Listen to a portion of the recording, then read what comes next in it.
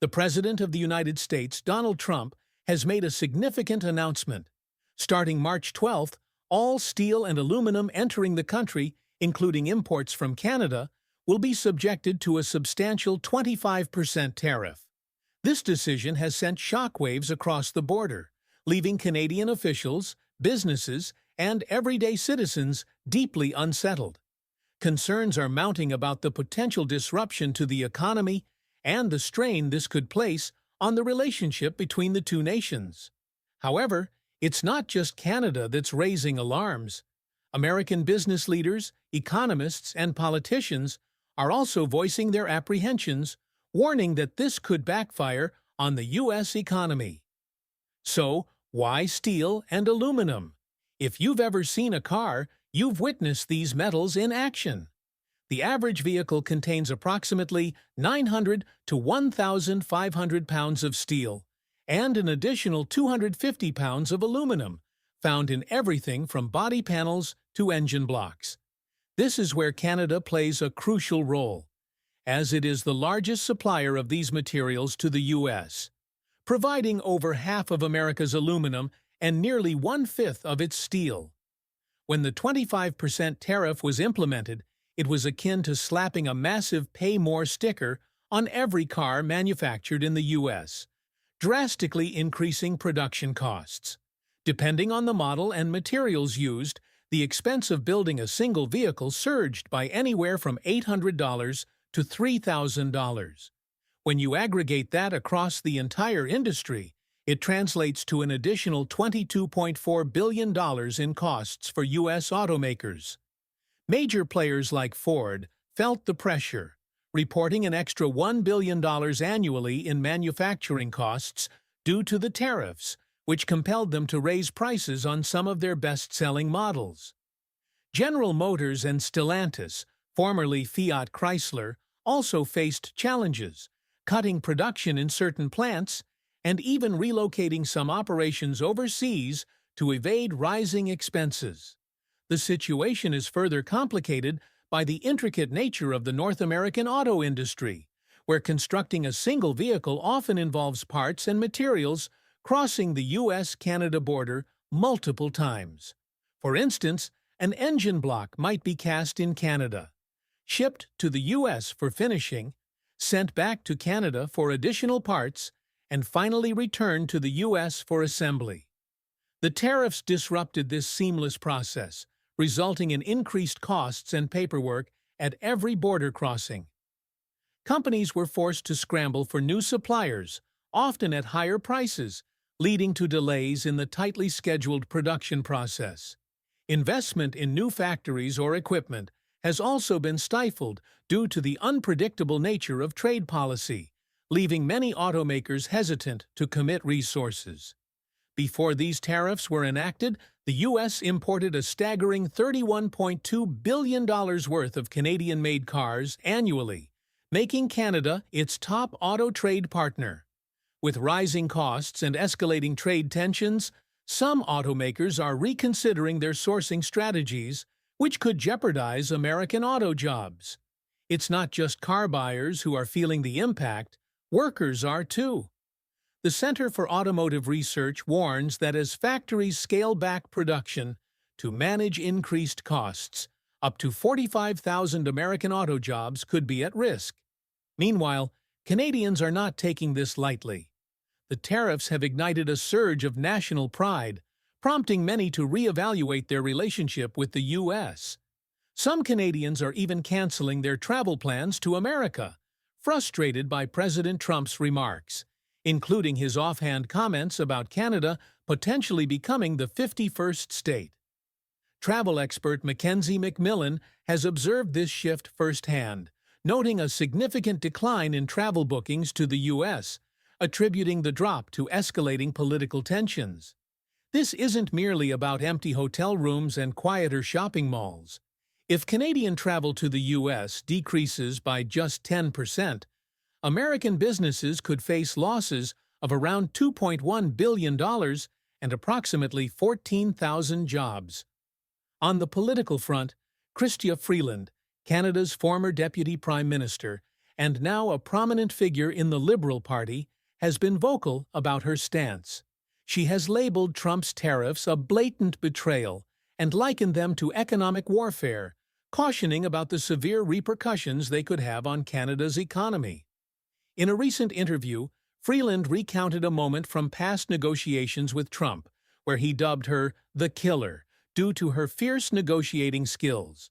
She embraced the label, asserting that Canada must now stand up and fight. Freeland was a pivotal player in the intense renegotiations of NAFTA, and her tough approach clearly left an impression on Trump. During a CNN interview covered by Politico, she described Trump's 25% tariffs on Canadian goods as utter madness and unequivocally branded them an act of economic warfare. For Freeland, this issue transcends mere financial implications. It feels like a slap in the face to the long-standing friendship between Canada and the U.S. She made it abundantly clear that Canada would not remain silent. Freeland has been relentless in her criticism of Trump's America First agenda, warning that it risks alienating the U.S. from its closest allies. Just days before her CNN interview on February 2nd, she stated that if America continues down this path, it will isolate itself, calling it a direct assault on Canadian sovereignty and a betrayal of its most reliable partner. Her message is clear. These types of trade maneuvers don't just harm Canada, they could also inflict damage on the U.S. economy and unravel decades of cooperation between the two neighbors. And she wasn't finished. On February 12th, in an interview with The Independent, Freeland intensified her rhetoric, asserting that Canada's counterpunch must be dollar for dollar and should hit where it hurts the most. She even took to Instagram to reiterate her stance, stating that they would target American stakeholders who matter to the White House. Freeland's strategy is to apply pressure where it counts, suggesting measures like imposing a 100% tariff on Tesla vehicles and targeting industries that could create political headaches for Trump, such as Wisconsin dairy farmers. The goal is to ensure that the pain of these tariffs is unmistakably felt in Washington. Freeland isn't the only one voicing dissent. Jagmeet Singh, leader of Canada's New Democratic Party, has also been a staunch critic of Trump's trade tactics, labeling it an all-out trade war. Singh has been particularly vocal about protecting Canadian workers, warning that working Canadians shouldn't bear the brunt of this turmoil. He's not holding back when it comes to Trump's proposed tariffs on Canadian imports. His response is to retaliate fiercely and make it personal. One of Singh's boldest proposals is to impose a 100% tariff on Tesla vehicles, targeting Elon Musk directly. Why Musk? Because he hasn't shied away from supporting Trump's policies, and his offhand comments about Canada potentially becoming the 51st state have not sat well north of the border. "We've got to stand our ground," Singh declared. "When someone takes a swing at Canada, we swing back." But he didn't stop there. Singh directly criticized Musk, stating, "Elon Musk has been vocal in taking shots at our country. We're not just going to sit here and take it." This isn't merely about cars. It's about sending a clear message that Canada will not tolerate economic bullying.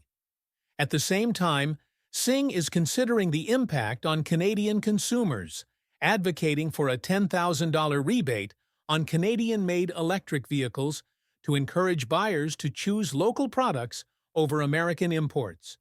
"We want Canadians buying Canadian," Singh explained, "and if that means hitting Trump and Musk where it hurts, so be it." But Singh's strategy doesn't stop with automobiles. He's also focusing on the minerals market, particularly the critical minerals used in electric vehicle batteries.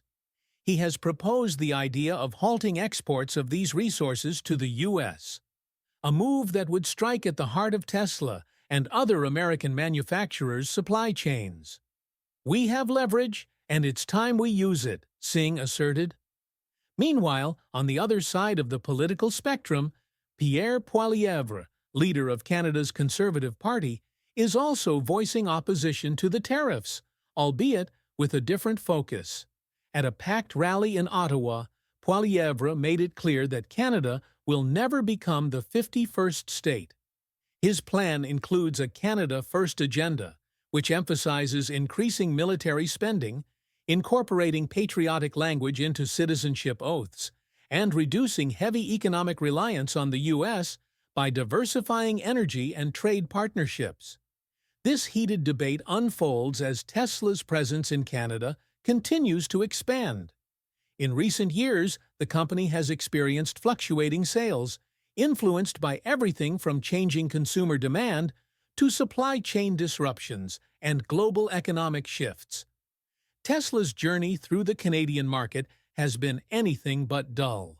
Let's take a closer look at how things have evolved over the years. Back in 2018, Tesla was riding high. The buzz around electric vehicles was escalating rapidly, and the Model 3 was the star of the show. That year, nearly 12,900 Teslas hit Canadian roads as more drivers transitioned from gas to green energy. However, 2020 brought significant challenges as the COVID-19 pandemic disrupted everything. Supply chains became tangled, factories slowed down, and consumer spending tightened, leading to a drop in sales to about 9,487 cars, a 26.5% decline. But Tesla didn't remain in the slow lane for long. In 2021, the company made a remarkable comeback, with sales soaring to around 27,799 vehicles, more than double the previous year's figures. What fueled this resurgence? Shoppers returned, the EV craze intensified, and Tesla ramped up production. If you're enjoying this journey through Tesla's evolution, why not give us a thumbs up? It helps us reach a wider audience. If you have thoughts, drop them in the comments. We love hearing from you. Now, back to the road. In 2022, Tesla hit the accelerator again, with sales skyrocketing to about 45,000 cars. Gas prices soared, charging stations proliferated, and more people began to consider going electric. In 2023, sales continued to climb, with over 48,000 Teslas hitting the streets, and in 2024, the momentum persisted, with sales jumping another 15.1%. This marked 5 consecutive years of growth, solidifying Tesla's position at the forefront of the EV market in Canada. That year, electric vehicles accounted for 6.1% of all car sales in the country, a significant victory for the EV sector.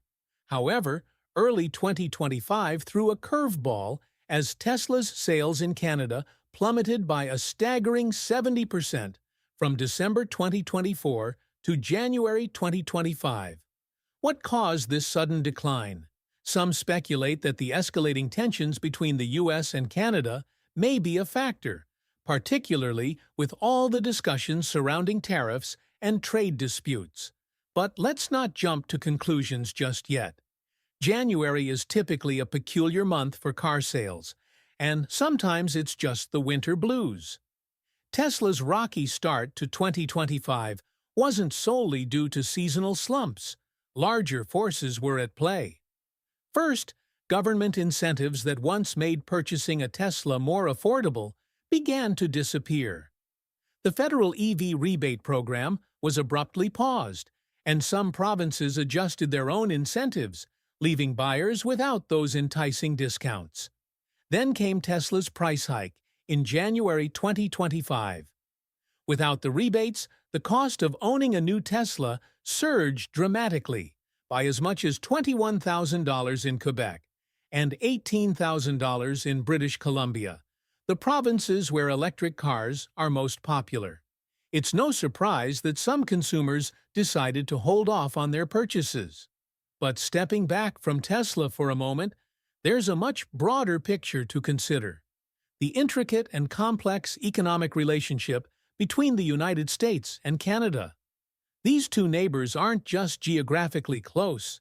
Their economies are intricately intertwined, functioning like interlocking puzzle pieces. In 2024 alone, goods and services exchanged between the two countries reached approximately $1.2 trillion. To break it down, the U.S. exported about $349.58 billion to Canada, while Canada sent $412.7 billion back, resulting in a trade deficit of $63.3 billion for the U.S. However, a significant portion of that deficit stems from energy imports, which the U.S. heavily relies on. For Canada, the U.S. is its largest customer, with about 75% of everything Canada exports heading south. Conversely, Canada accounts for nearly 18% of all U.S. global exports, making it America's top export destination.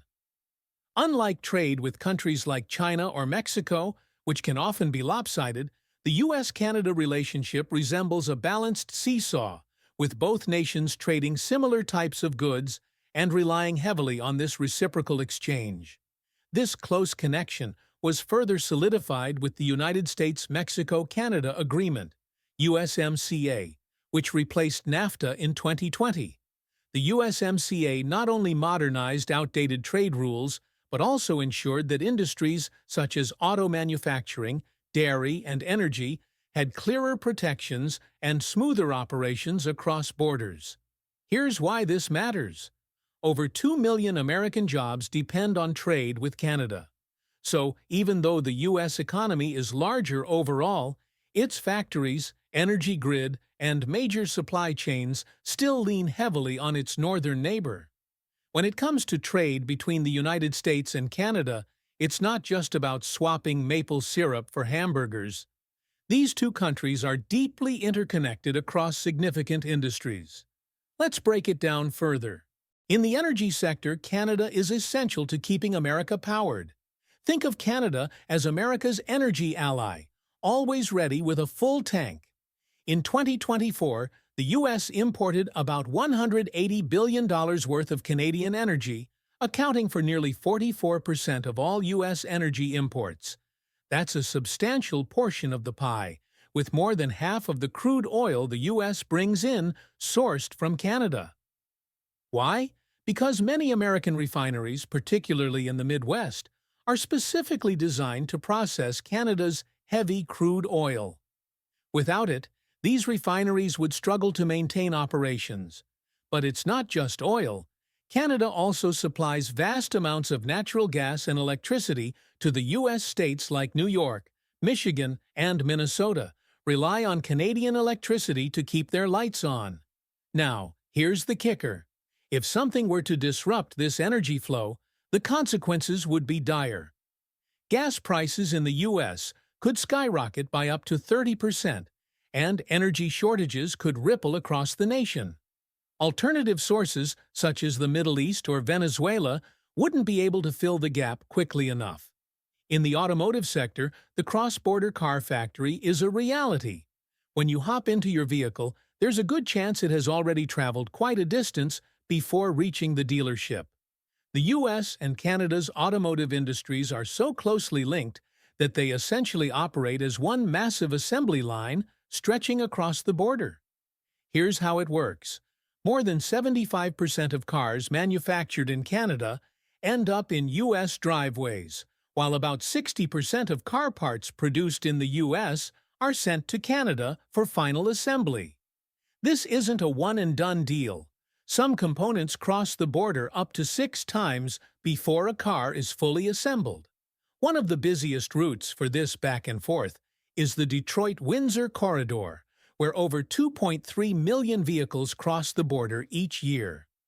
Major automakers like Ford, General Motors, and Stellantis depend on factories on both sides to keep costs low and production flowing smoothly.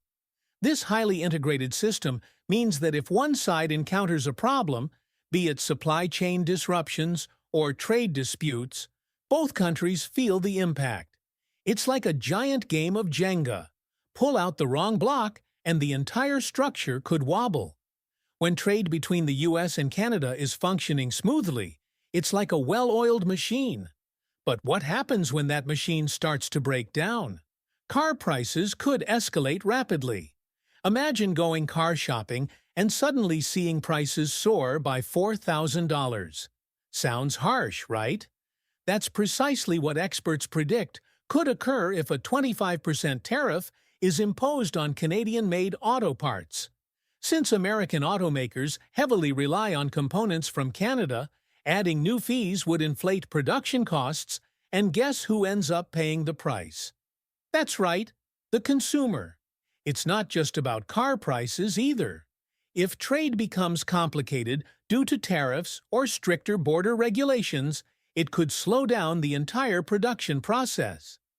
Think of it as a traffic jam for car parts, delaying assembly lines and resulting in fewer vehicles on dealership lots and higher prices across the board. Now, let's talk about metals and minerals, the unsung heroes of manufacturing. You might not think much about the origins of steel or aluminum, but American factories certainly do. In 2024 alone, over $42 billion worth of metals and minerals were imported from Canada to fuel U.S. industries, accounting for 11% of all U.S. imports from its northern neighbor. Here's the breakdown. Over 80% of aluminum comes from Canada, while nearly half of U.S. steel imports are sourced from there.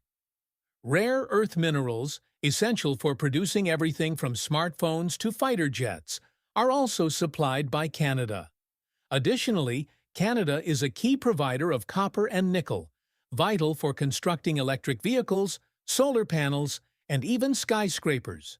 If trade encounters obstacles, American companies could find themselves short on critical materials, leading to production slowdowns and rising costs in industries like aerospace, construction, and consumer electronics. Bad news for both businesses and shoppers. Let's not overlook agriculture either. In 2024, U.S. farmers exported $27 billion worth of crops and meat to Canada, making it their largest customer. But it's not a one-way street. The U.S. also imported $32 billion in Canadian food, including dairy, wheat, seafood, and livestock. This constant exchange keeps grocery stores stocked and food prices stable on both sides of the border. However, if this flow is disrupted, shoppers could face empty shelves and rising prices for everyday items like bread, cheese, and beef. Why does this trade relationship matter? The U.S.-Canada partnership isn't just a nice-to-have, it's essential. Over 2 million American jobs rely on this cross-border trade, and entire industries, from energy to technology, depend on Canadian resources and materials. Even though the U.S. economy is larger, it heavily relies on Canada for everything from oil to auto parts. Disruptions, such as tariffs or policy shifts, wouldn't merely inconvenience a few companies. They could send ripples through supply chains, impact workers, and elevate costs for everyday Americans. If you found this video insightful, be sure to hit that like button and don't forget to subscribe.